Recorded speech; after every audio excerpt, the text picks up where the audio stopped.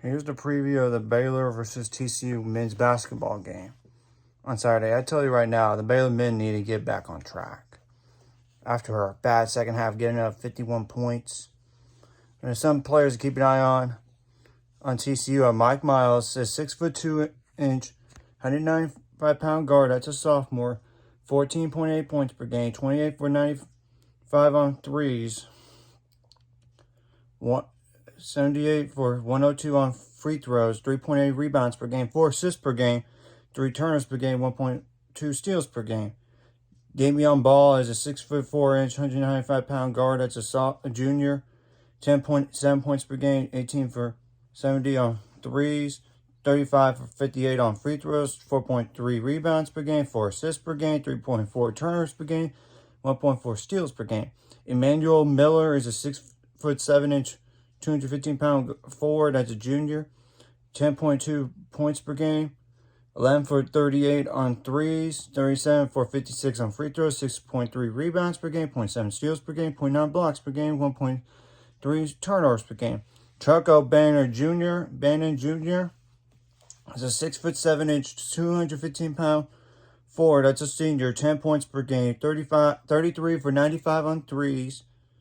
36 for 52 on free throws, 4.2 rebounds per game, 0.8 steals per game, 0.9 turnovers per game. Eddie Lampkin is a 6'11", 268-pound center. That's a sophomore, 6.7 points per game, 24 for 42 on free throws, 6.1 rebounds per game, 0.9 turnovers per game. Micah Peavy is a 6'7", 215-pound guard. That's a sophomore, 5.7 points per game. 4 for 26 on threes, 20 for 35 on free throws, 4.1 rebounds per game, 1.6 turnovers per game. Francisco Farabello is a 6'3", 278-pound guard. That's a junior, 5.1 points per game, 27 for 75 on threes, 23 for 26 on free throws, 2.7 rebounds per game, 0.8 turnovers per game. Jacob Coles is a 6'7", 225-pound forward sophomore, 3.3 points per game, 9 for 33 on threes, 7 for 11 on free throws, 2.3 rebounds per game, 1.7 turnovers per game.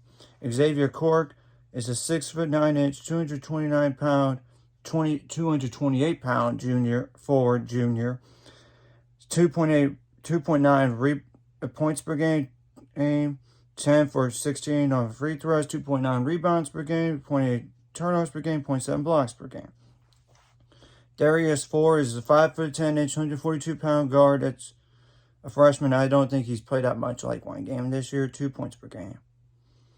Now, Sulemain Doumbia is a 6'11", 235-pound forward. That's a junior, 1.2 points per game, 1 for 2 on threes, 3 for 8 on free throws. And well, I'll tell you what, offensively for Baylor, you had a great half in the last game against Texas Tech, but the second half you cooled off.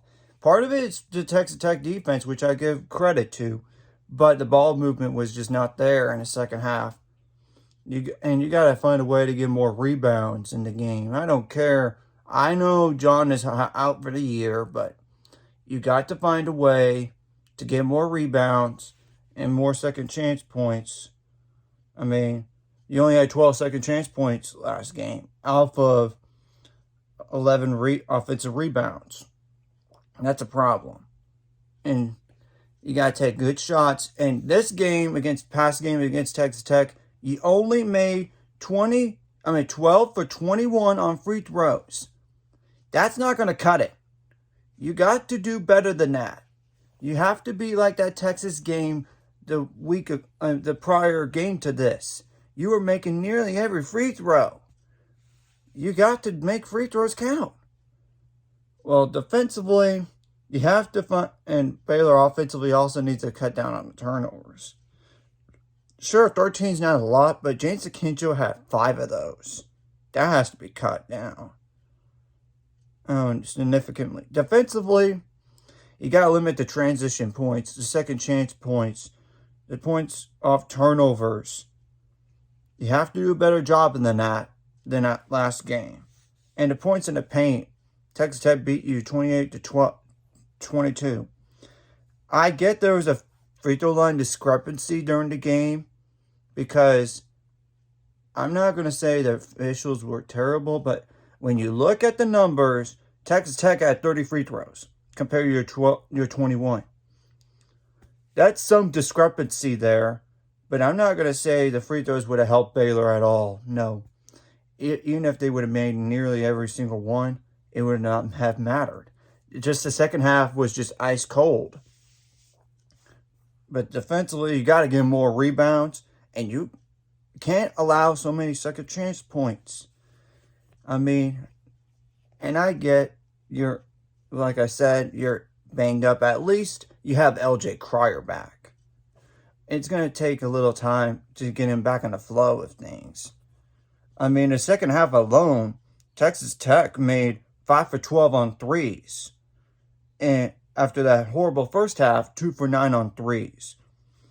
And Texas Tech was making their free throws count. I mean, and you allow them to shoot 18 for 32 in the second half. That's not going to cut it. You have to play better defense than that.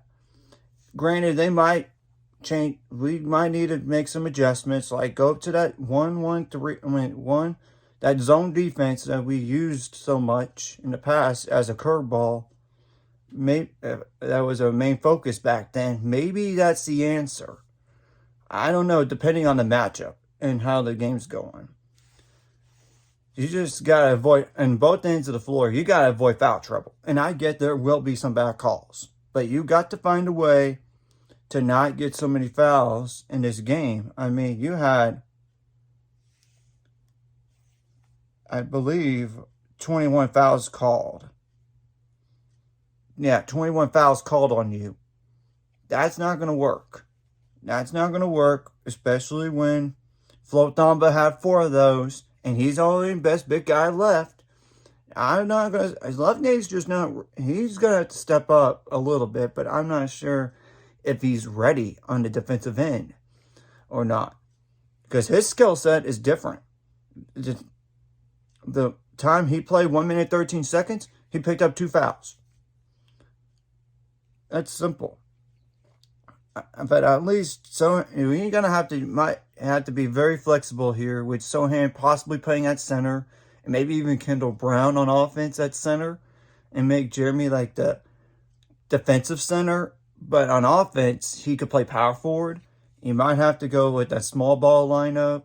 You got to make some adjustments, but I have no doubt the coaching staff will, because I know that a few years ago, whenever Tristan Clark got hurt, when he tore his ACL, they made adjustments, and that led to the eventual national championship team.